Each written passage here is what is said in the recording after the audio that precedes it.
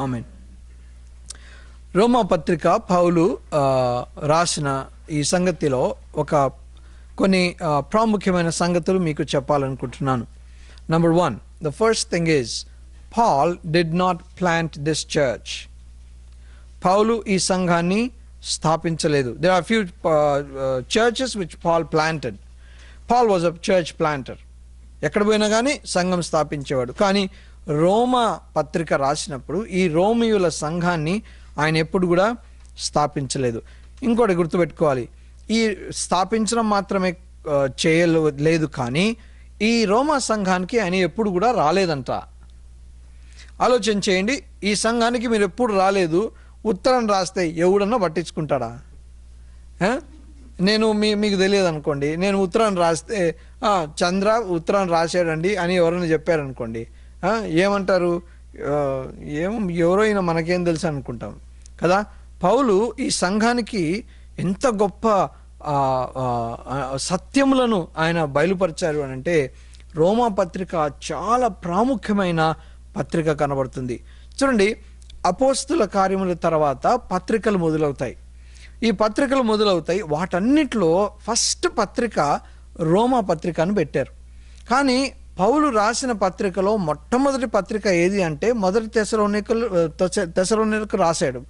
కానీ in the order of putting those episodes వాళ్ళు ఏం చేశారంటే they put Romans first.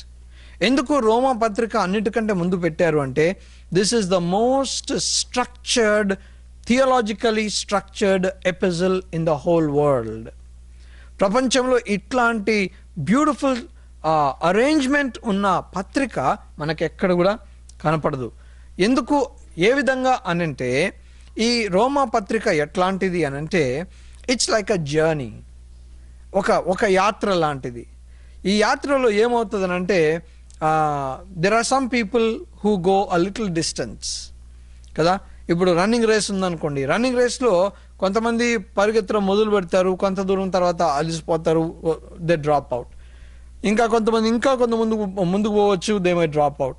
But there are certain people who will reach the finish line కదా. So ఇదొక journey లాంటిది. ఒక మౌంటైన్ అనుకోండి, ఆ మౌంటైన్ క్లైంబ్ చేయాలంటే కూడా కొన్ని స్టెప్స్ ఉన్నాయి.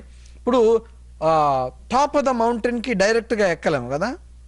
We have to go from the foot of the hill all the way to the top. మెల్లమెల్లగా మనం పోతుండాలి.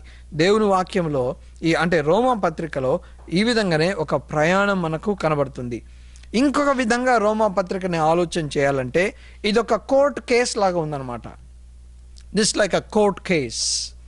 ఆ కోర్ట్ కేసులో ఏంటంటే, దెర్ ఆర్ సర్టన్ పీపుల్, కొంతమంది వచ్చి నేను కరెక్టే కదా అని వచ్చి సవాల్ చేసే పరిస్థితిలో ఉండగా, దేవుడు ఆయన జడ్జిగా కూర్చొని నువ్వు ఎట్లా కరెక్ట్ అయ్యా అని he's proving them wrong. So ఈ విధంగా ఆయన చేస్తూ ఆయన కృప గురించి మాట్లాడతాడు. కృప గురించి ఈ రోమా పత్రికలో మాట్లాడినంత ఎక్కడ కూడా ఎక్కువ మాట్లాడబడలేదు. దాని తర్వాత ఒక వ్యక్తి అన్నాడు, బైబిల్ అంతా లేకుండా ఒకే ఒక పుస్తకము ఉంటే అది ఈ పుస్తకము అని అంటే రోమా పత్రిక అన్నాడు. ఈ రోమా పత్రికలో వేరే అధ్యాయాలు ఏది లేకుండా ఒక అధ్యాయం పికప్ చేసుకోవాలంటే ఏది అనంటే 8వ అధ్యాయం అన్నాడు. 6, 7, 8 అధ్యాయాలు they are a treasure. It takes a long time for us to study. చాలా థియోలాజికలీ డీప్ థింగ్స్ ఉన్నాయి. ఈ పత్రికలు మనకు ఎంతో లాభం తీసుకొస్తాయి. They are a great blessing to us. So ఈ రోమా పత్రికలో కొన్ని సెక్షన్స్గా డివైడ్ చేశారు. So let me tell you what these sections are. Number one, the first one is like a court. మొదటి 5 అధ్యాయాలు ఒక కోర్టులో ఒక సన్నివేశం జరిగినట్టుగా కనబడుతుంది. రెండవదిగా అంటే on the other hand you can also say, మొదటి 5 అధ్యాయాలు దేవుని ఉగ్రత గురించి రాయబడి ఉంటున్నాయి. They are written about God's wrath. దేవుని ఉగ్రత మొదటి 5 అధ్యాయాలు. It can be a court case. It looks like a court case. And also, it talks about the wrath of God, first 5 chapters. Right. 6 to 8, it is talking about the grace of Jesus Christ. యేసుక్రీస్తు కృపను గురించి 6, 7, 8 అధ్యాయాలు రాయబడి ఉన్నాయి. అంటే ఇంకో విధంగా చెప్పాలంటే it talks about God's way. God's way, the way of God. Okay, number 3, the third section, chapter 9 to 11. Chapter 9 to 11, it talks about the synagogue of Israel. యూదుల గురించి మనకు ఎక్కువ కనబడుతుంది అక్కడ. So the synagogue of Israel, in other words you can call it as God's wisdom. దాని తర్వాత the fourth one is called the temple of God, దేవుని యొక్క మందిరము. That would be chapter 12 to chapter 16. In other words, that's called God's will. So 4 sections. First 5 chapters is God's wrath or the court scene. So ఈరోజు మనము మొదటి భాగంలో కూడా అంతా complete చేయలేము, but we will go from chapter 1 to chapter 3. So first 3 chapters we will study today. Okay, Paul, verse 1. Paul, a servant of Christ Jesus, called to be an apostle. పౌలు ఏమంటాడంటే నేను సేవకుణ్ణి, నేను క్రీస్తు సేవకుణ్ణి. అక్కడ సేవకుడు అన్న మాట బదులు క్రీస్తు బానిసని అనే మాట అక్కడ యాక్చువల్లీ వాడాలి. నేను క్రీస్తు బానిసని అని అంటాడు. క్రీస్తు బానిస అనంటే మనకు ఈ ఒక బానిస ఏ విధంగా ప్రవర్తించేవాడు, అతనికి ఏం హక్కులు ఉన్నాయి, ఇవన్నీ కూడా మనం ఆలోచన చేస్తే you'll have to go to Exodus, నిర్గమాకాండము 21వ అధ్యాయంలో మనకు ఒక సేవకుడు లేదంటే ఒక సర్వెంట్ ఆర్ అ స్లేవ్ ఎట్లా ఉండేవాడో మనకు అర్థమవుతుంది. చూడండి, ఒక సేవకుడు అంటే ఒక slave doesn't have any rights. కానీ 7వ సంవత్సరంలో యూదులు వారందరినీ కూడా విడుదల చేసేయాలి. You have to give them freedom in the 7th year. So ఈ 7th yearలో ఫ్రీడమ్ ఇవ్వాలి అని అన్నప్పుడు కొంతమంది ఏం చేస్తారంటే దే కమ్ బ్యాక్, తిరిగి వచ్చి ఏమంటారంటే, అయ్యా I love you, you are a great master, I don't want go away, నేను నీ దగ్గర ఉండిపోతానయ్యా లైఫ్ లాంగ్ అని అంటారు కదా. ఇప్పుడు మన ఇండియాలో కూడా మీరు చూస్తే కొంతమంది మన ఇంట్లో పని మనుషులు ఉంటారు. కొంతమంది మనం చిన్నప్పటి నుండి పెరిగి మనకు పెళ్ళిళ్ళయి పిల్లలు పుట్టిన తర్వాత కూడా ఇంకా వాళ్ళే మన దగ్గర నమ్మకంగా ఉంటారు వాళ్ళు, right? Do have some people like that. So అట్లా వాళ్ళు ఉండేవాళ్ళు. సో ఈ వ్యక్తి ఎట్లా, ఈ సేవకుడు హౌ ఈజీ అ స్లేవ్ అని అంటే ఏం చేయాలి అని అంటే 7వ సంవత్సరంలో విడుదల చేయాలి కదా. 7వ సంవత్సరంలో ఈ స్లేవ్ వచ్చి యజమానితో అంటాడు, అయ్యా I love you, I want to stay with you.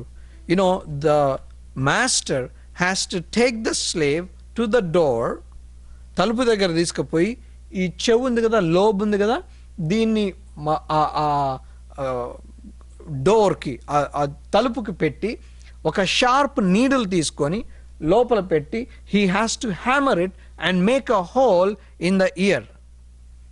Okay, so that is the symbol that this man is a servant of somebody forever. బ్రదర్స్కి ఆలోచన ఒకలాగబోతుంది, సిస్టర్స్కి ఆలోచన ఒకలాగబోతుంది.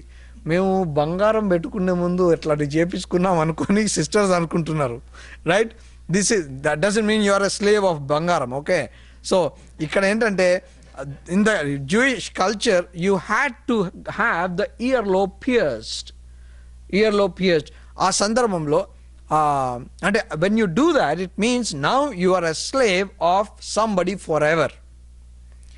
ఇప్పుడు if I want Ram to be my slave, I see a hole in the earlobe, and so I say no, he is somebody else's property, I cannot touch him.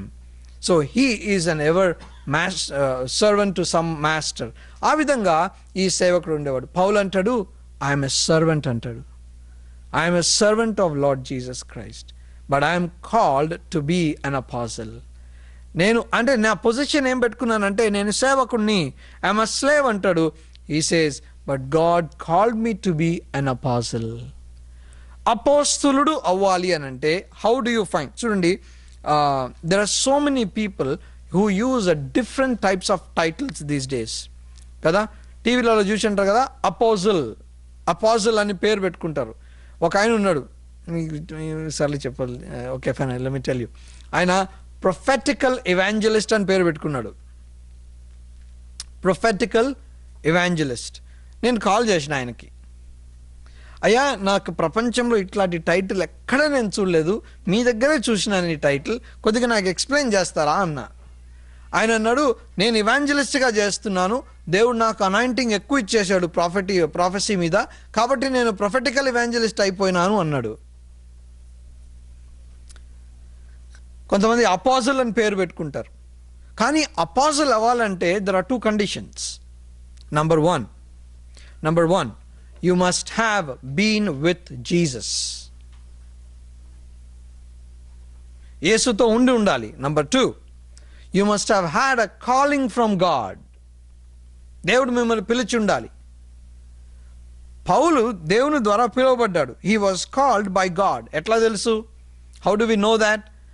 Right, look at Galatians. గలతీకి రాసిన పత్రిక 1వ అధ్యాయము. He says, verse 15, but when God, who set me apart from birth and called me by his grace. Number 1, he was set apart from birth. Number 1. Dan tarata, on the way to Damascus, right? Acts chapter 9, on the way to Damascus, what happened? God called him. Acts chapter 13, Antioch lo ఆ international meeting జరుగుతున్నప్పుడు పరిశుద్ధాత్ముడు వాళ్ళ దగ్గరకు వచ్చి వాళ్ళతో ఏమన్నాడంటే, set apart సాల్ and Barnabas for me అని ఉంటుంది. Acts chapter 13 first 5 verses. Set apart, Paul is set apart. He is separately called for a ministry. Galatians lo antadu, we agreed that I go to the Gentiles and Peter and James and the other people go to the Jews. So he is called by God. I want to tell you, at the same time, Romans మనం చదువుతున్నప్పుడు we have to apply it to our daily lives also. కదా, ఇప్పుడు మీరు అనొచ్చు, ఇది చదివితే మాకేం లాభము అని అనొచ్చు. we're going to get some practical lessons out of this. Now, thing is, you must be called by God to do his ministry. ఎందుకు ఆ మాట వస్తుంది అంటే, there are a lot of self-appointed prophets in the world today also.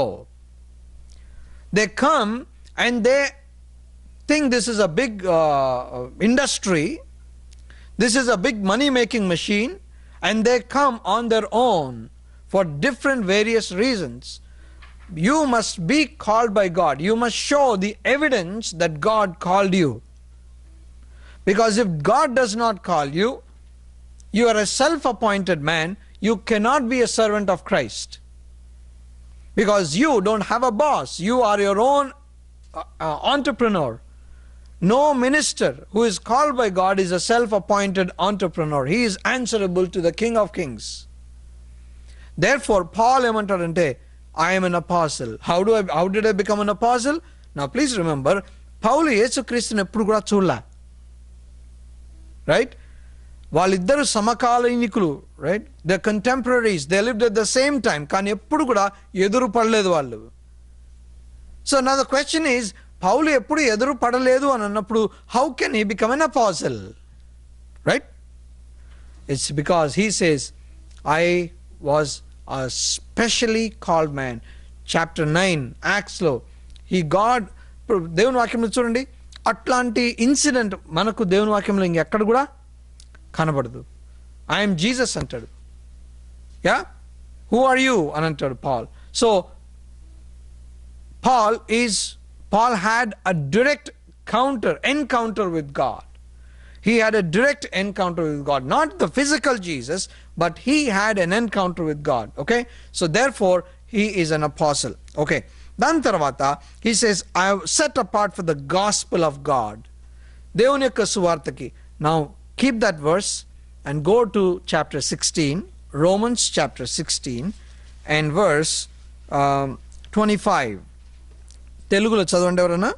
సమస్తమైన అన్యజనులు విశ్వాసమునకు విధేయులగునట్లు అనాది నుండి రహస్యముగా ఉంచబడి ఇప్పుడు ప్రత్యక్షపరచబడిన మర్మము నిత్య దేవుని ఆజ్ఞ ప్రకారము ప్రవక్తల లేఖనముల ద్వారా తెలుపబడి ఉన్నది. ఈ మర్మమును అనుసరించి ఉన్న నా సువార్త ప్రకారముగా. ఎవరి సువార్త? నా సువార్త.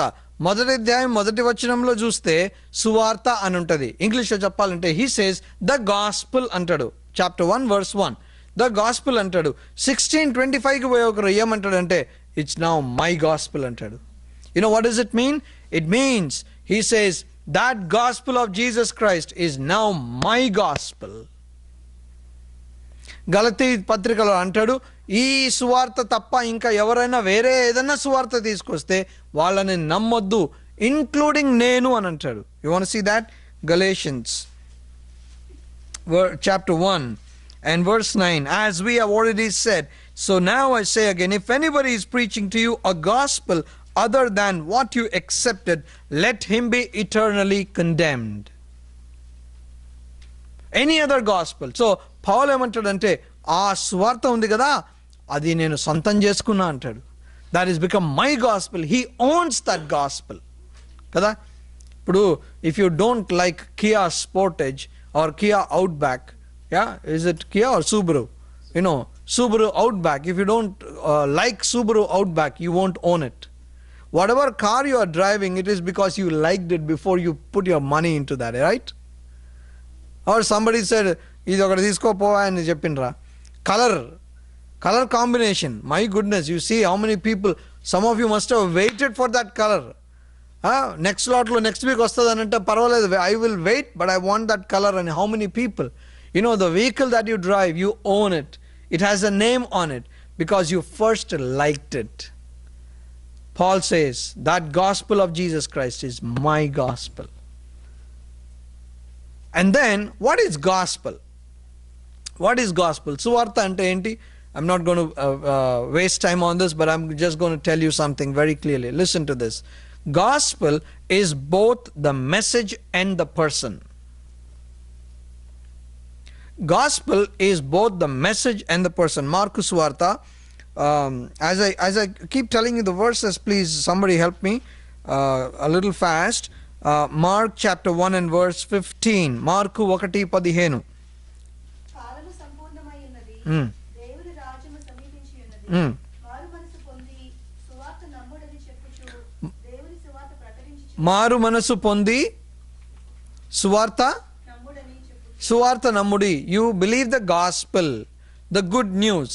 ఇప్పుడు శుభవార్త, ఇది మంచి వార్త. ఆ మంచి వార్త ఒకటి, మంచి వార్త యేసు ప్రభు లేకుండా అవుతుందా? కావదు. So when you are believing the gospel, please remember, you are believing both the message and the person. ఇప్పుడు మన సువార్త ప్రకటించాలి, ఎవరికో యేసుక్రీస్తు గురించి చెప్పాలి. You have to give the gospel అండి. What are you actually giving to the other person? Are you giving just a message? Are you just a message istunara? No, you are actually giving a person. So gospel is both the message and the person. ఇప్పుడు ఎవరికో green card వచ్చిందండి. Is it a good news? It depends on my relation with him, right? Green card is somebody got a green card is a good news. Avuna? It's a good news. Then Rakshana is also good news. What's the difference between green card రావడము and Rakshana? You see, both are good news only, right? So therefore, what you need to remember is Suvartha, gospel, ante that is both the person and the message. You cannot separate the message and the person. Kani అదొకటి, that's one definition.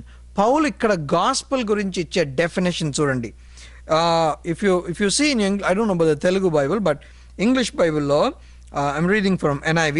Paul, a servant of Christ Jesus, called to be an apostle and set apart for the gospel of God, dash. You see the dash? You find it there?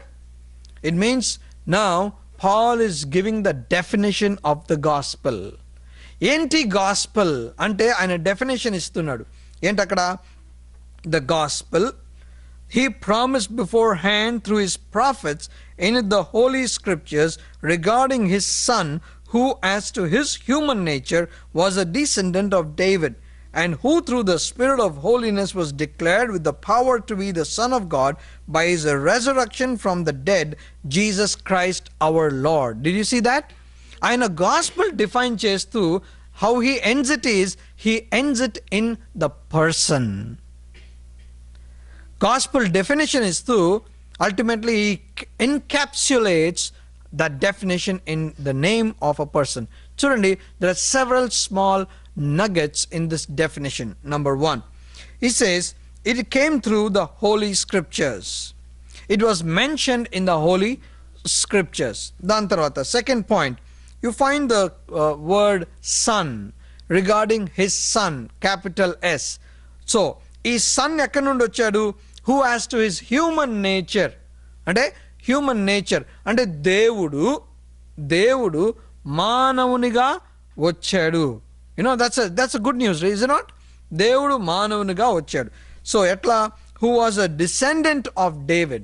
he was a descendant of David. చూడండి, ఈ పత్రిక ఆయన రోమీలకు రాస్తున్నాడు.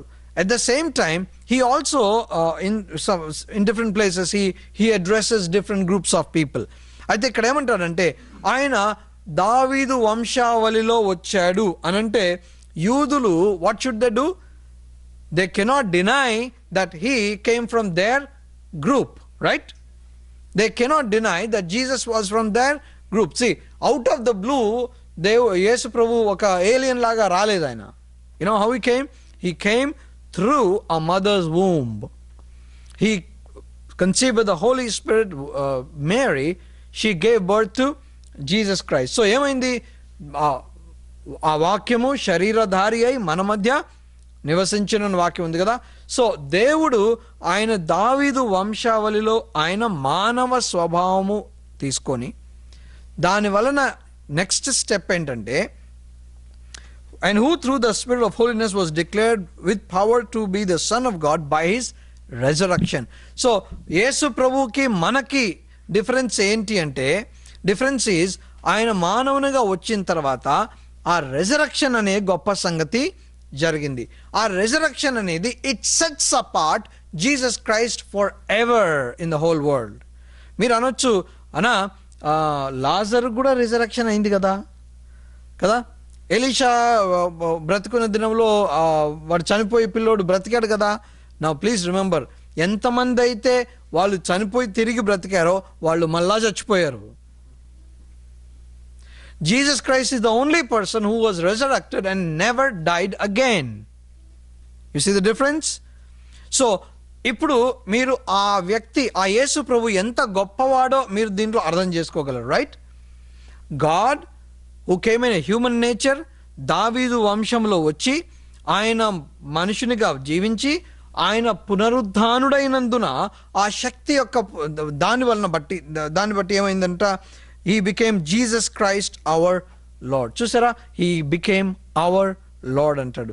So definition of gospel is God becoming a man and rising again from the dead. That is the whole story of one person called Jesus Christ. Adi gospel. So now from here ఇది introduction. ఇంకొక సంగతి మీకు చెప్పాలి.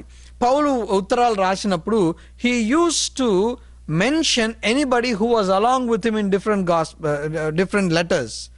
పౌలు Timothy, లేదంటే నేను ఇదిగో Timothy నాతో ఉన్నాడు, తిమోతి నేను ఇద్దరం రాస్తున్నాం ఇది అని అంటాడు.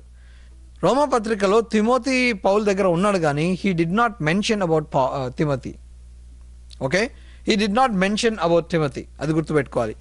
సో ఈ మొదటి అధ్యాయంలో, ఈ మొదటి 3 అధ్యాయాలలో మనకి ఏం కనపడుతుంది అని అంటే, let me give you a bird's eye view. ఈ మొదటి అధ్యాయంలో మనకు అంటే ఇఫ్ యూ సంథింగ్ అన్నట్టుగా ఉంటుంది. Okay, I'll tell you what that is. Number 1, all this argument, chapter 1, chapter 2, chapter 3లో ఉన్న ఆర్గ్యుమెంట్ అది ఎక్కడికి దారి తీస్తుందంటే, రోమాపత్రిక 3వ అధ్యాయము 23వ వచనంలో ఒక మాట ఉంది. ఆ మాట ఏంటంటే, అందరూ ఏ భేదమును లేదు, అందరూ పాపము చేసి దేవుడు అనుగ్రహించు మహిమను పొందలేకపోతున్నారు అని అంటాడు కదా. ఏ భేదమును లేదు, అందరూ పాపము చేసి. చూడండి, అందరూ, ఆల్ అన్న మాట, అందరూ అన్న మాట అనటానికి ఈ మొదటి 3 అధ్యాయాలు are the premises to make an argument. You get it? ఇప్పుడు కన్క్లూజన్ ఉంటుంది కదా, you know what the structure of an argument is, right? Premises make up a conclusion. Premises make up a conclusion. So ఈ conclusion ఏంటి? The conclusion is all have sinned. Now please remember, అందరూ పాపం చేశారు అని అంటే గనక ఆ ప్రెమిసెస్లో అంటే ఆ ఆర్గ్యుమెంట్ బిల్డ్ చేసే దాంట్లో పౌలు ఏం చేయాలి తెలుసా? He should include everybody in the world in that argument. ఎవడన్నా మిస్ అయింది అనుకోండి, హీ కెనాట్ సే ఆల్. అవునా? ఇప్పుడు ఇక్కడ మనం కూర్చొని ఉన్నాం, ఎవరో వచ్చి అన్నారు, all of you please come to the next building అని అన్నారు అనుకోండి. రామ్ పోవా, నేను రానన్నారు అనుకోండి. ఇప్పుడు అక్కడ పోయిన తర్వాత మేమందరం వచ్చాము అని అనగలమా? Can we say we all have come? No, there is one person missing. Ram అనుకుంటుండే ముందెందుకు కూర్చున్నా అని, రైట్? సో ఆల్ అన్న మాట అనాలి అని అంటే you should include everybody. So పౌలు ఎంత గొప్ప స్టేట్మెంట్ అంటున్నాడంటే, అందరూ పాపము చేసి, ఏ భేదము లేదు, అందరూ పాపము చేశారంటే he has to prove everybody is a sinner. Okay, పౌలు ఏం చేస్తున్నాడు తెలుసా? హీ కేటగరైజెస్ 3 sections అండ్ ఆ 3 sectionsలో ప్రపంచమంతా వచ్చేస్తుందండి. Okay, the first person is a gentile, అన్యుడు. Okay, in proving this man wrong, ఈ మానవుడు పాపి అని ప్రూవ్ చేసే విషయంలో అట్ ద సేమ్ టైం దేవుని యొక్క నీతి కూడా అక్కడ మనకు కనబడాలి. ఇప్పుడు ఒక వ్యక్తి తప్పు అన్నారు అని అంటే there has to be some basis కదా, రైట్?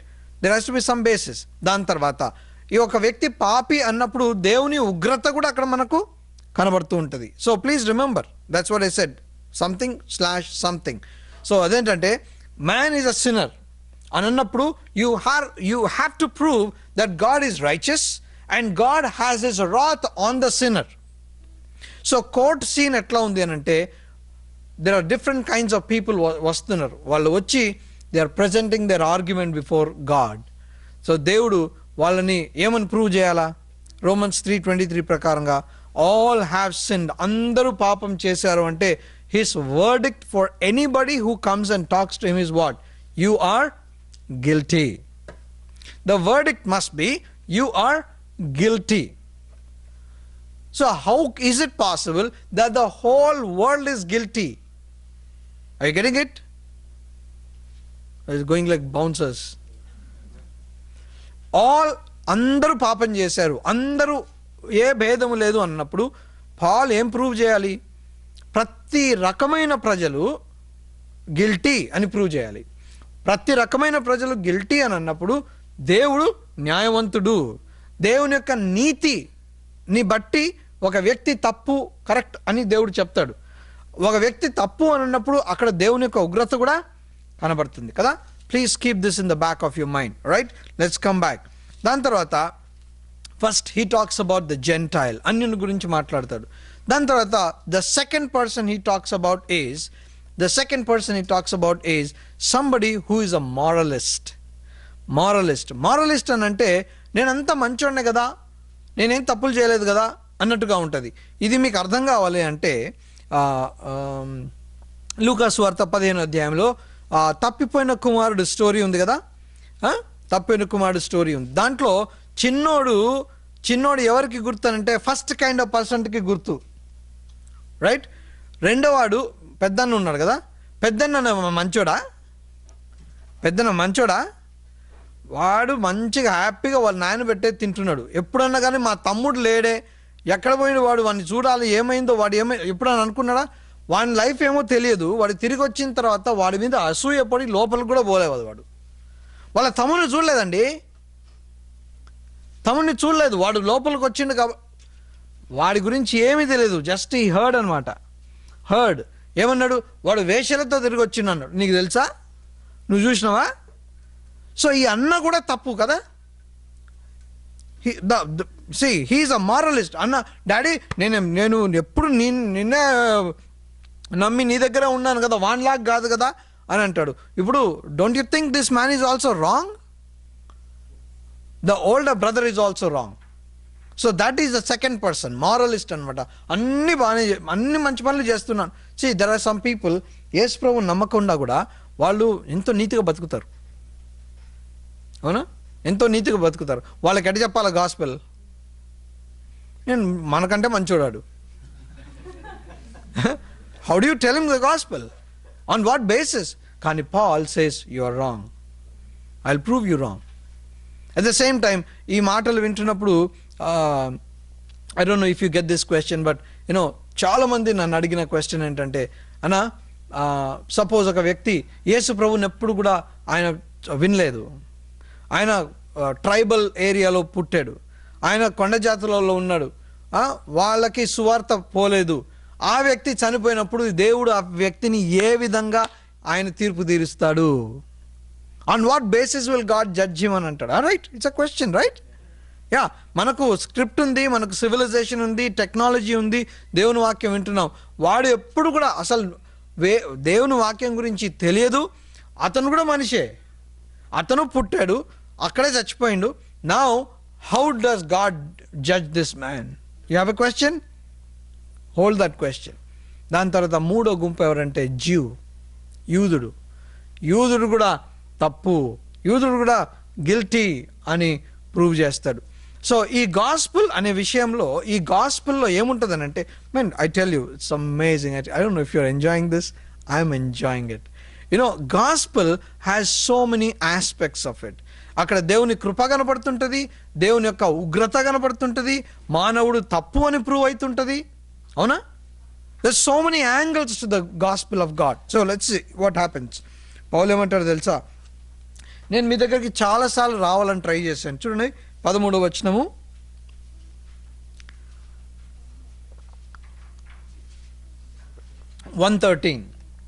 రోమా 1:13. సహోదరులారా, నేను ఇతరులైన అన్ని జనుల్లో ఫలం పొందినట్లు మీలో కూడా ఫలమేదైనా పొందవలన అనేక పర్యాయములు మీ యొద్దకు రావనుద్దేశించింది, కానీ ఇది వరకు ఆటంకపరచబడింది. అంటే అర్థం ఏంటి? I never came to your place, I wanted to come to see you. మీ దగ్గర రావాలని నాకుంది, కానీ నేను రాలేకపోయాను. ఏమని? I want to see your the fruit of your ministry. కదా, నాకు ఎప్పుడైనా కానీ ఒక group, there is a place, I'm praying that the Lord take me to different countries అండి. when I see some churches, కొంతమంది ఫోటోలు పెడతారు, ఫోటోలు పెడతారు. కొంతమందికి చర్చిలో ఫోటో మినిస్ట్రీ ఉంటుంది. ఒక సర్వీస్ ఉంటుంది, ఒక చర్చ్ సర్వీస్ ఉంటుంది, 300-400 ఫోటోలు ఉంటాయి. ఒక చర్చ్ ఉంది దుబాయ్లో, Abu Dhabi. What photos they keep? Baptisms ఇచ్చిన ఫొటోస్ పెడతారు. నాకు ఎంత మంచిగా అనిపించింది తెలుసా? వాళ్ళ ఫోకస్ అంతా కూడా ఇంతమంది బాప్తిజం పొందారండి మా దగ్గర. మన దగ్గర సిస్టర్ కొత్త చీర కట్టింది ఈరోజు, నగలుగా ఉన్నది, ఇదిగో మన సార్ సూట్ వేసిండు, ఇట్లాంటి ఫోటోలు ఉంటాయి మనవి. అక్కడ బ్యాప్టిజం ఫొటోస్ ఉన్నాయి. నేను వాళ్ళకి మెసేజ్ పెట్టా, ఐ లవ్ యువర్ చర్చ్ అండి. I don't know who you are, but you are unique people, you are unique. Baptism ఫొటోసే ఉన్నాయి అక్కడ కదా. వాట్ అ వండర్ఫుల్, అంటే that shows what their focus is. వాళ్ళ ఫోకస్ ఏంటో కనబడుతుంది. సో పౌలు ఇక్కడ అంటాడు, I wanted to come to you, I want to see the fruits in your ministry. పౌలు గాస్పుల్ గురించి ఇప్పుడు ఏమన్నాడు? Toward the end of the chapter, నా సువార్త అన్నాడు. చూడండి, మొదటి అధ్యాయం 14వ వచనం. తెలియకుండా నాకు ఇష్టం లేదు. గ్రీసు దేశస్తులకును గ్రీసు దేశస్తులు కాని వారికి జ్ఞానులకును మూఢులకును నేను రుణస్థుడను. కాగా నా వలన అయినంత మట్టుకు రోమాలోని మీకును సువార్త ప్రకటించడానికి సిద్ధముగా ఉన్నాను. 16, నేను సిగ్గుపడను. 3 సంగతులు అండి. పౌలు సువార్త గురించి ఏమంటాడంటే 3 things he says. Number 1, verse 14, I'm obligated అంటాడు. I'm obligated. తెలుగులో ఏముంది బ్రదర్ అక్కడ?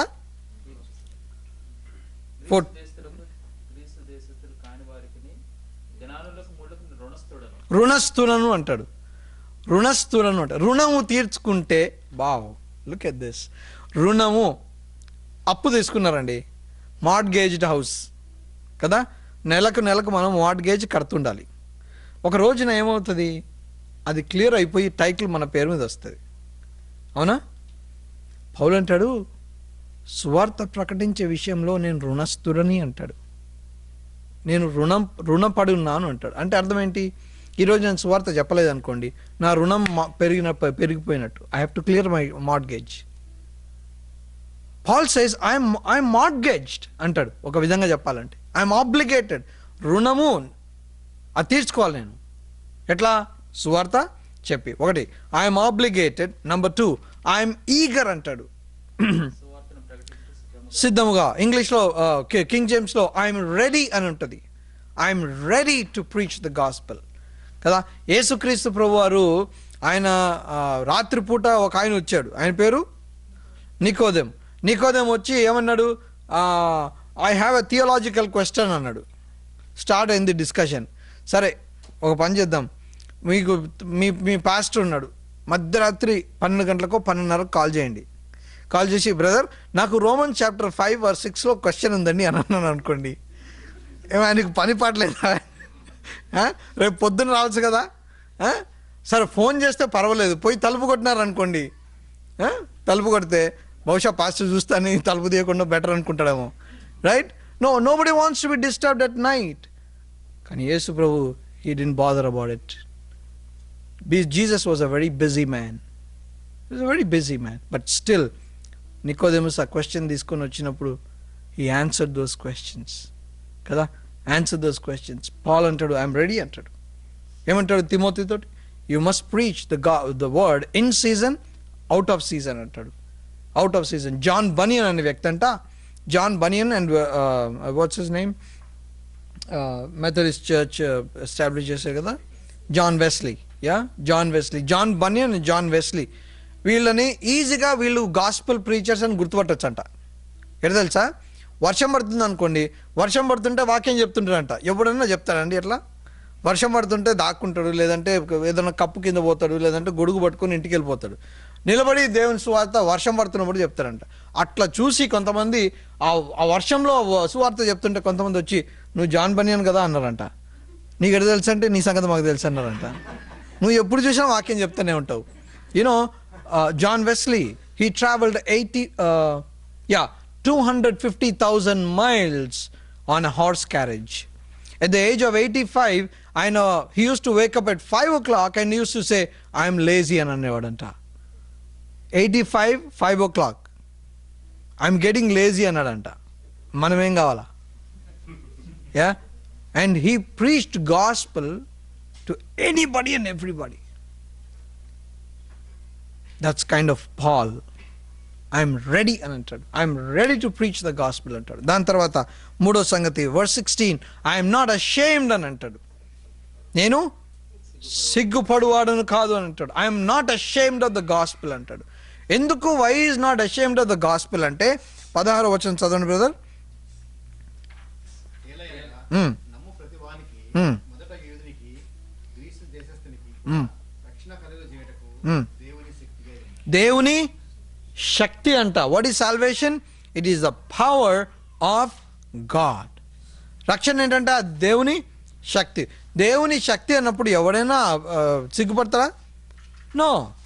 See, if you say I'll buy a phone but I won't buy the adapter, charger నేను కొనను అన్నాడు అనుకోండి. I don't want the charger. చల్, I don't like the charger అన్నాడు అనుకోండి. ఏమవుతుంది? You know, it's a power. Once you connect it, you get the power. You get recharged. Paul ఏమంటాడు తెలుసా? I will not be ashamed of the gospel because the gospel is the power of God. You see, the way Paul is trying to say is gospel అంటే అది నాకు అంత ఇష్టం అని అంటాడు. ఎందుకు? There are 3 things in the gospel. Number 1, it proves me I am wrong. Number 2, it proves God is right. Number 3, it also proves that I am under condemnation. You get it? Gospel proves 3 things. One is I am wrong, God is right, and I need to get my deserved punishment. That is what gospel does. But at this other side, you also see another beauty of the gospel. Okay? Now, let's look at chapter 1 and then we'll take a break. Okay? Chapter 1 lo emundi? Chudandi verse 18 ఏమంటాడు? the wrath of God is being revealed from heaven against all the godlessness and wickedness of men who suppress the truth by their wickedness. You see the word all?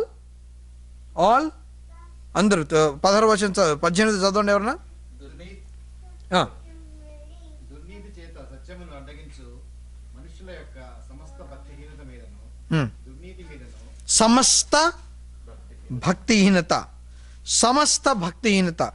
So ఇక్కడ ఏమంటున్నాడు? All the గాడ్లెస్నెస్ and wickedness అని అంటాడు.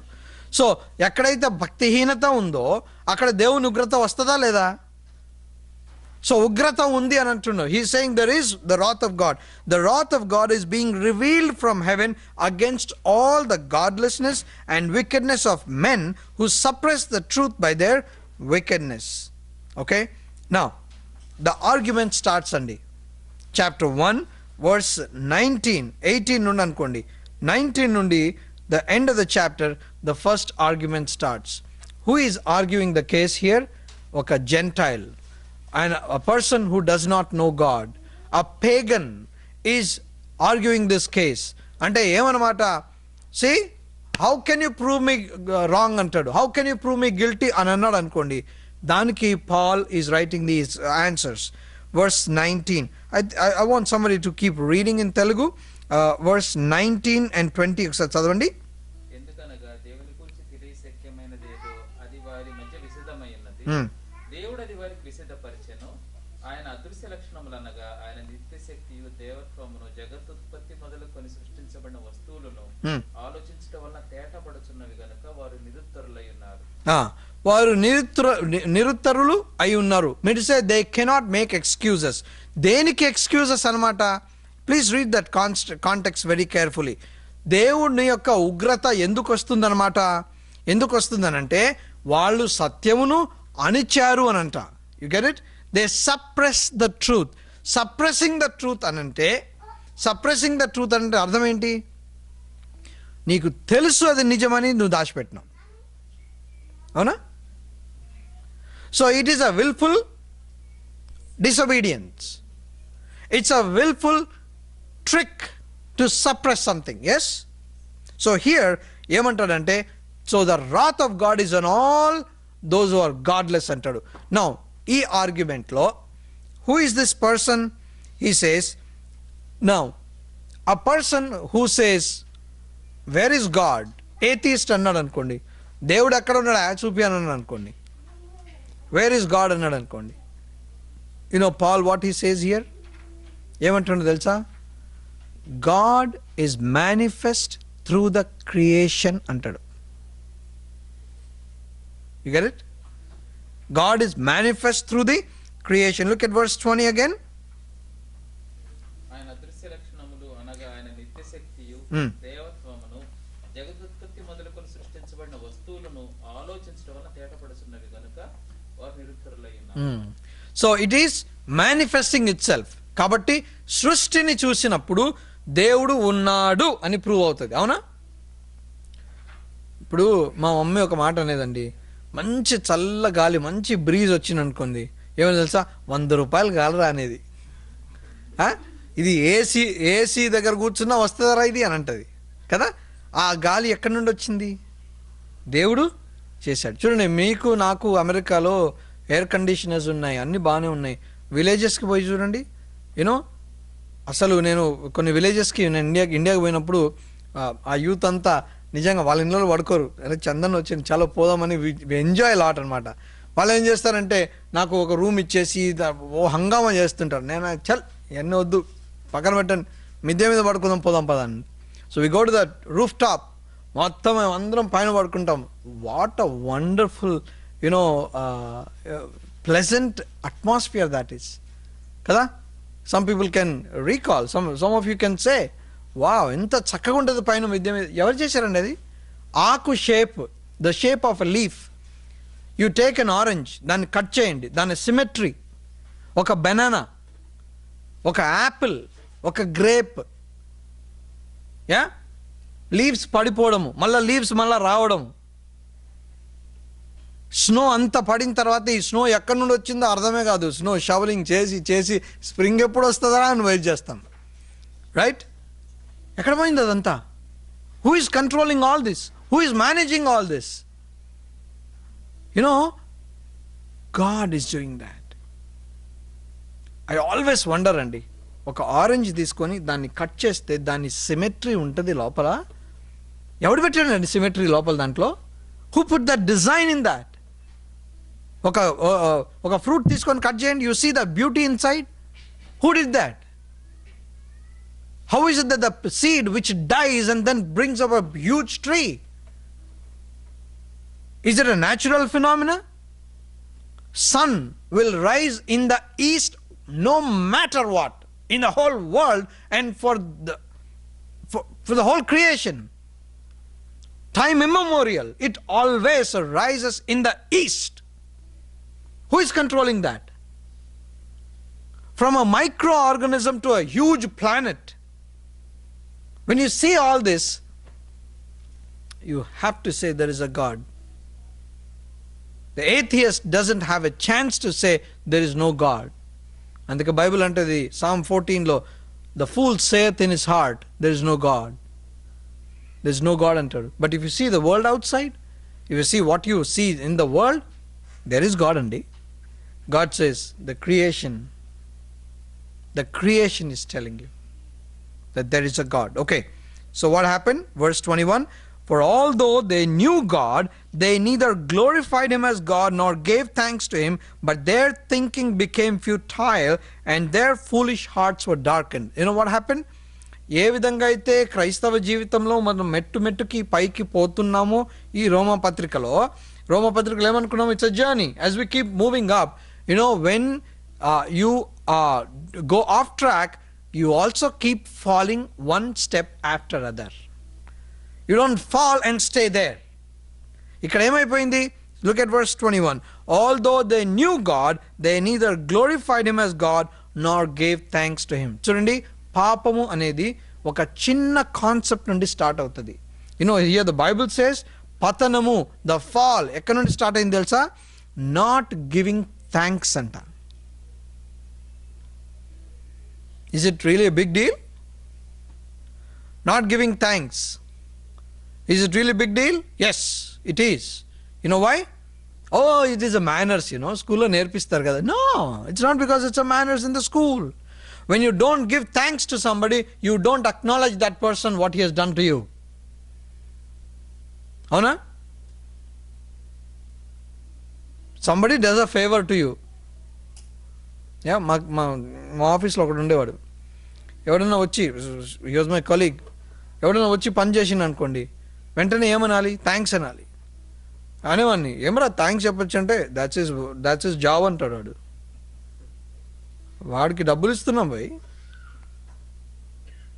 చాయ్ తీసుకొస్తాడు, చాయ్ వాలా చాయ్ తీసుకొస్తాడు, తీసుకున్న వెంటనే thank you అని చెప్తాం. వాడు థ్యాంక్ యూ చెప్పడు. వాడు ఏందనంటే వాడికి డబ్బులు ఇస్తున్నాం కదా అంటాడు. You know what that talks about? Arrogance. They neither glorified God nor gave thanks anta. దానివల్ల ఏమైపోయింది? Their thinking became futile. First ఏమైపోయిందంట? ఓ దిమాగ్ ఖరాబ్ హోగా ఉన్కా. Right? Their thinking became futile. అవునా? See, the Bible says that. So then go on. Then foolish hearts were darkened. Their hearts were darkened. Okay. Verse 22, although they claimed to be wise, they became fools, and they exchanged the glory of immortal God for images made to look like mortal man and birds and animals and reptiles. You know what happened now? See, Paul, man, this guy is amazing. You know what Paul says? అరే సృష్టిని చూసి, ఆ సృష్టిలో దేవుడు ఉన్నాడు కాబట్టే సృష్టి ఇట్లా ఉంది అనేది ఆ విధంగా ఆలోచించే బదులు ఏం చేసినంట? They started worshipping the animals అంట. They started worshipping the animals. ఏమైపోయిందనమాట? They were suppose to give the glory to God, now they giving the glory to creatures. Right? You see, where did it start from? Not giving thanks. Their thinking became futile. Their hearts were darkened. Now, because their hearts are darkened and their thinking is futile, now they are giving glory to animals. దాని తర్వాత దాని వలన చూడండి, another word you have to underline there in verse 24 is therefore. ఈ హేతువు చేత, there four అంటే అర్థం ఏంటి? వీళ్ళు ఇవన్నీ చేస్తున్నారు కాబట్టి God gave them over in the sinful desire of their hearts to sexual impurity for degrading of their bodies with one another. ఏమైపోయిందనమాట? సో చూసారా, నాట్ గివింగ్ థ్యాంక్స్ నుండి పతనం ఎట్లా అయిపోయిందనంటే, when they came to one stage, దేవుడు ఏమన్నాడు? చల్ పోన్రా వై, ఐ గివ్ అప్ అని అన్నాడు. He gave them over to what? Sexual impurity అంట.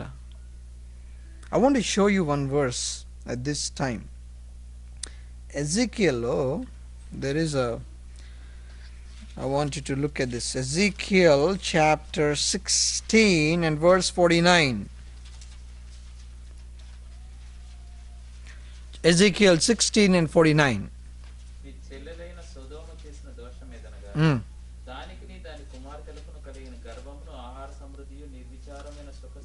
మూడు సంగతులు ఏమన్నమాట?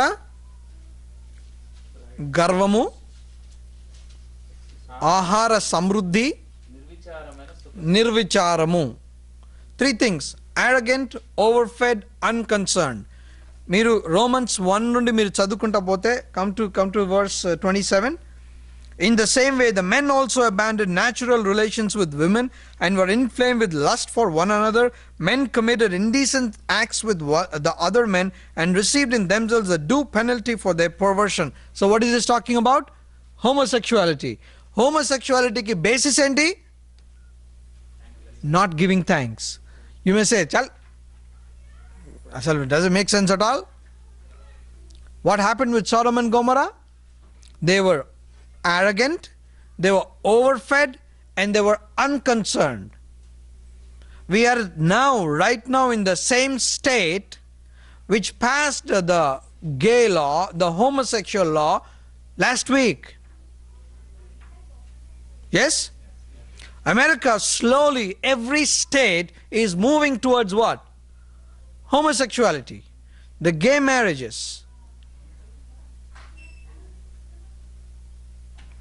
Is America arrogant? Is it overfed? Is it unconcerned? Bible proves it, not my words. Not my words. And that's the reason there's a beauty in the word of God. In Chronicles 7:14 you read, if my people who are called by my name, they come back to me, I will forgive their sin and heal their land unto. The reason why you see so much of wrong living, homosexuality all over America, slowly one after another moving. See, one guy, Tim Tebow, he says, I'm a Christian. Did you see that cartoon? Yeah, he said, I'm a Christian. The referee says, shut up, keep it quiet. The other guy, you know what's his name? What's the other guy? NBA guy. He said, I'm gay. He said, wow, speak up. Come on, speak up. That's how the world is today. It all starts with thanklessness. You know why? When you are thankless, you are arrogant. Overfed. Kadupu ninda unte ఏముందండి, ఏం అవసరమా? Yeah? Golden Corral. Have you been to Golden Corral? Go to Golden Corral. I don't know if you have it here in your state. Yeah? Golden Corral lo enta food padestaro telsa? You know how much food they waste, throw? I know the manager of one of the Golden Corrals. He's an Indian guy. He's a good friend of mine. ఒక రోజు కూర్చొని count చేసిన ఎన్ని varieties తెలుసా? 147 varieties. 147 varieties. I took an African friend from Kenya to this Golden Corral. లోపలికి వస్తాను ఇట్లా ఆగిపోయిండు. ఏమైంది మోజెస్ అని అంటే, మా ఊరంతా తింటదా ఇంత అని అన్నాడు. You can feed my whole village with this అన్నాడు. You know how much food we waste? America is surplus, unconcerned, arrogant, overfed, unconcerned. Sodom and Gomorrah is the beautiful example why God destroyed it.